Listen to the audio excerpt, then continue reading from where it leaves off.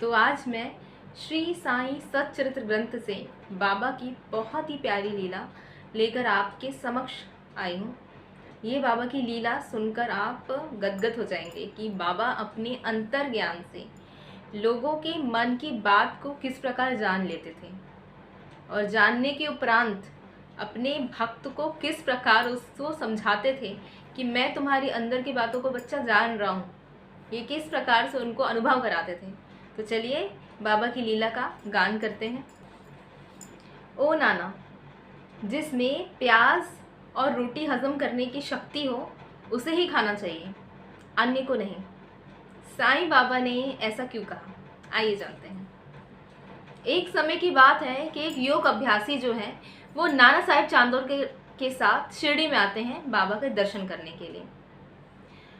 उनकी मन में यह इच्छा रहती है कि वो बाबा के दर्शन करेंगे, क्योंकि वो योग अभ्यासी थे और उन्होंने बहुत सा पतंजलि योग का बहुत सा उन्होंने अध्ययन किया था, परंतु वो समाधि लगाने के लिए ज़्यादा अधिक देर तक वो समाधि नहीं लगा पाते थे। तो उन्होंने ये सोचा कि शिरडी जाऊंगा मैं और बाबा से अधिक देर तक समाधि लगाने के लिए बाबा से कुछ विधि प्राप्त कर लूँगा। तो वो गए बाबा के समक्ष। जैसे ही जाते हैं वो द्वारिका माई, बाबा सूखी रोटी और प्याज खाते रहते हैं। बाबा को देख के वो योग अभ्यासी के मन में, वो योगी के मन में आता है, ये सूखी प्याज और रोटी खाने वाला मेरी कठिनाइयों को कैसे हल करेगा। बाबा अंतर्ज्ञान से सब कुछ समझ लेते हैं, सब कुछ जान लेते हैं। बाबा तुरंत बोलते हैं, योग अभ्यासी को नहीं बोलते, बाबा नाना साहेब चांदोरकर को बोलते, क्योंकि नाना साहेब चांदोरकर ही उनको लेकर आए थे, दोनों आए थे ना साथ में। बाबा बोलते हैं नाना साहेब चांदोरकर को, ओ नाना, जिसमें सूखी प्याज और रोटी हजम करने की शक्ति हो उसे ही खाना चाहिए, अन्य को नहीं।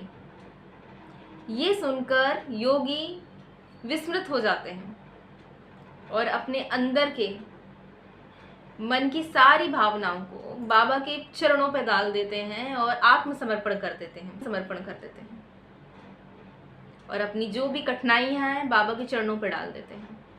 बाबा उनकी कठिनाइयों का हल करते हैं और उन्हें आशीर्वाद देते हैं और ऊदी वितरित करते हैं। इस प्रकार समस्या का हल प्राप्त करके वो शिरडी से वापस चले जाते हैं। तो इस प्रकार कितनी प्यारी लीला जो थी बाबा ने एक योगी के संग करी, क्योंकि एक योगी अभ्यासी जो कि नाना साहेब चांदोरकर के संग आता है, बाबा उसकी मन की बात को जान लेते हैं और जान करके इस प्रकार से वाक्य कहते हैं। है ना बाबा की कितनी प्यारी लीला। अगली वीडियो में बाबा की एक सुंदर सी लीला लेकर हाजिर होंगी। आज का वीडियो कैसे लगा कमेंट सेक्शन में जरूर बताइएगा। ओम साई राम, जय साई।